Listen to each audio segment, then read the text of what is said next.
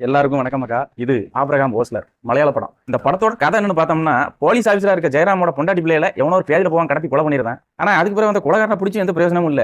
ஏன்னா அந்த கொலை பண்ணத்துல நான் போதையில இருந்தேன், அப்ப என்ன நடந்துச்சுன்னு எனக்கு ஞாபகம் இல்ல அப்படின்னு சொல்லிட்டு ஈஸியா சைலண்ட் ஆயிருந்தாங்க. அதுக்கு பிறகு என்ன ஆகுதுன்னா, ஒரு 3 வருஷம் கழிச்சு கேரளாவில் வித்தியாசமான விசித்திரமான கொலையெல்லாம் வரிசையா நடக்க ஆரம்பிக்கும். அதாவது செத்து போற ஆளுவெல்லாம் ஒருத்தருக்கு ஒருத்தர் எந்த தொடர்புமே இல்லாத ஆளுவ, அதுவும் இல்லாம எந்த ஒரு பழிபாவத்துக்கும் ஆளாவாத இருக்கு. ஆனா இதுல கொள்ளுதவன் வந்து ஏதோ ஒரு வகையில என் மேல ரிவெஞ்ச் எடுத்திருக்கான் அப்படிங்கிறது மட்டும் நல்லா தெரியுது. இப்ப அந்த கேஸோட தான் கையில எடுத்து துப்பறி ஆரம்பிக்காரு ஜெயராம். இதுக்கு பிறகு இந்த கதையில என்ன நடந்துச்சு, அந்த சீரியல் கில்லர் யாரு, அவனோட பின்னணி என்ன, இது எல்லாத்துக்குமான விட தான் இந்த படத்தோட மீதி கதை.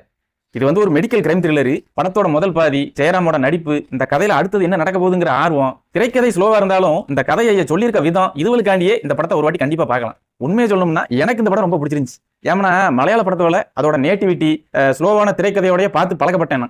அதனாலேயே இதெல்லாம் எனக்கு பெரிய குறையா அந்த படத்துல தெரியல. அதனால நீங்களும் ஒரு வித்தியாசமான மெடிக்கல் கிரைம் த்ரில்லர் பார்க்கணும்னு ஆசைப்பட்டேன்னா இந்த படத்தை தாராளமா பார்க்கலாம்.